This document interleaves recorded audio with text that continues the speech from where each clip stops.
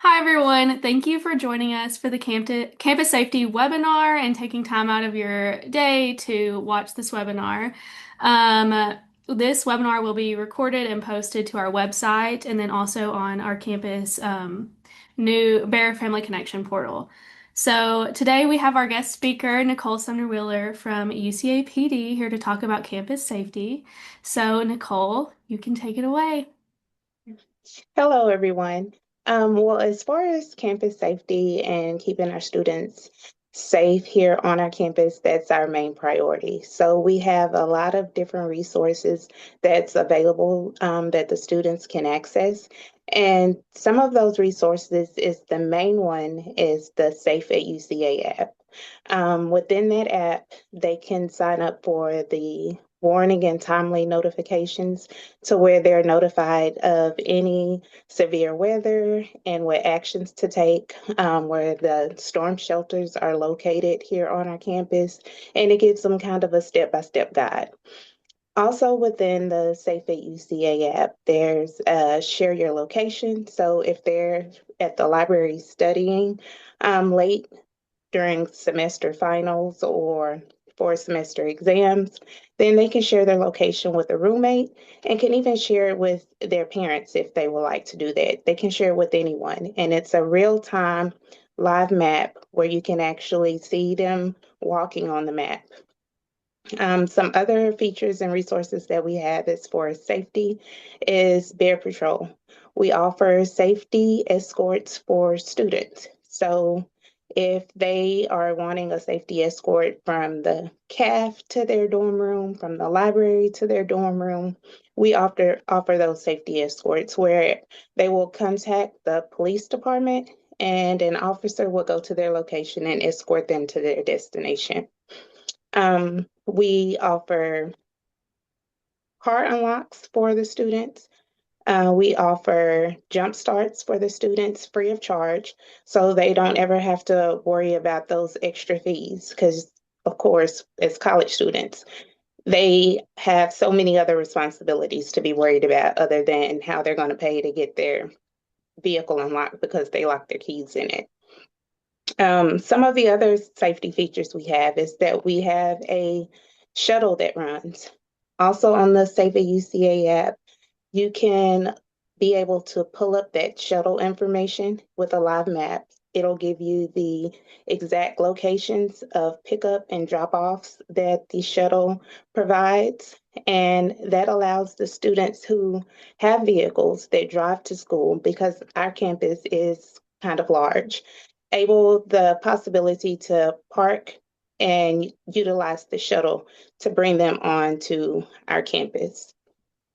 We offer trainings here on campus, such as alcohol awareness, um, alcohol prevention, suicide prevention, mental health awareness. We also offer self-defense classes and situational awareness, being vigilant and being aware of your surroundings, whether you're here on campus or outside of campus. A lot of our students, they take trips to Walmart or to Target. And so it just gives them that sense of knowing that they have options and what they can do in the possibility of an emergency. Also on the Safe at UCA app, and you can hear me mentioning the Safe at UCA app quite a lot because everything is jam-packed within that app. And that app can be downloaded from any Android or Apple phone, computer, any device that's able to download apps and have an app store. Also, along on the Safe at UCA app, there's all the emergency numbers and features. I know during COVID, a lot of our students were home, they were isolated. And so some of them may have issues or know someone that may have problems with mental health or just needing to talk to someone. So we have the counseling services available. We have the one push button to reach directly to our police department. Um, to reach to our financial aid department. So all of those emergency numbers that your student think they may possibly need or utilize while being here on our campus will be available at the palm of their hand and with a one push button. Um, I always advise students to, if you see something, say something. And that helps keep all of us safe and help protects all of us. So there's also a feature where you can make anonymous request or give information to the police department. And you don't have to leave your name, your email address, your phone number. It's just anonymous information that we receive to help better keep our students and faculty staff safe while on our campus. For safety in residence halls, that's a major thing that we stay on top of, especially that when the freshman comes in and on our campus, is to make sure that we are keeping those doors locked, that we are not propping the doors open and leaving access for anyone to be able to access those resident halls. Because with the resident halls, everyone that lives in that specific resident hall have access to it through a key fob, through their school ID that should be on their phone. So they would just push it up to the reader on the door and it will unlock the door. And we try to reiterate that those doors do not stay propped open for safety reasons. Also, as far as the individual rooms that the students occupy, they all are issued a key. And sometimes I know as college students, they may have groceries that they're bringing in and they unlock the door with the key, and the key is left inside the door instead of taken out. Just make sure that when you unlock those doors, that you keep your key with you, that you don't let anyone borrow your key or loan your key out. With the police department, we do um, safety checks for all of the resident halls on our campus, where we actually walk the buildings on every shift. We have two shifts, morning and night shift. So we walk those resident halls, each floor, make sure everything is good and sound and that nothing is out of place. And during that time, we can make contact with the residents and they feel a little bit comfortable with actually seeing us walk through the resident halls. So if you see us walking through the resident halls, it's not necessarily meaning that something is wrong. It just actually means that we're making sure that our students are safe and feel safe while they're here. I talked about the substance abuse awareness. We also talk about sexual assault and learning the difference between harassment and what's sexual harassment and what's acceptable and not acceptable. And that consent is continuous. So we try to inform our students and teach them as much as possible so that they keep themselves safe and help others stay safe as well. Thank you. What would you say your most commonly asked question would be, and how would you answer it? The most commonly asked question is, what type of safety features do we have on campus? What type of resources? What do we provide to the students to let them know that they feel safe and that they are safe while here on our campus? And my main thing would be is to make sure that you download that Safe AUCA app.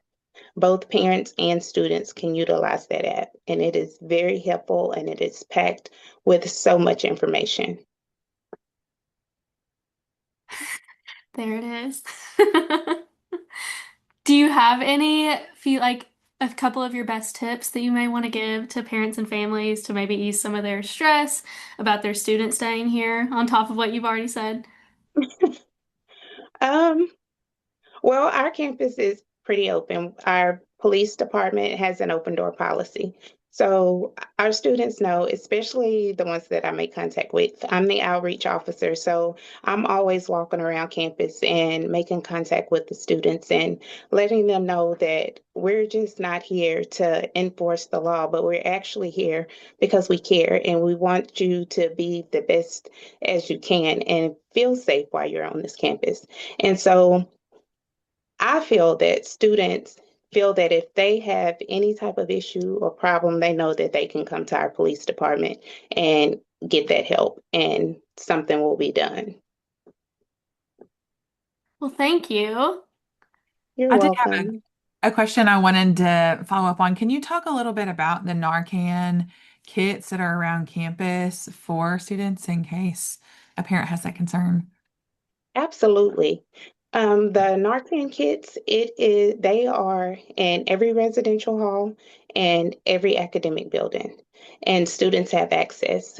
During the substance abuse awareness, we make sure that we have several Narcan boxes that students can get. They can come to the PD or they can go to our addiction studies department and ask for those if they need those. Don't be afraid to use them. We make sure that they know how to use those. There's also an app that they can download, the Narcan app, which will walk them step by step, direction by direction if they ever forget.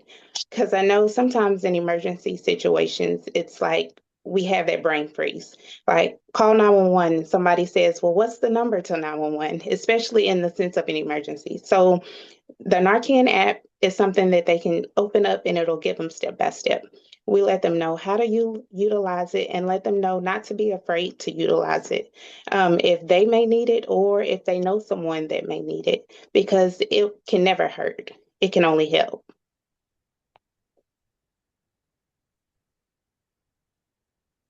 Thank you. Any last questions from anybody? Okay. Thank you so much for doing this. I really appreciate it. Thank you for coming, and thank you to everyone who is going to watch this video. So, bye. You.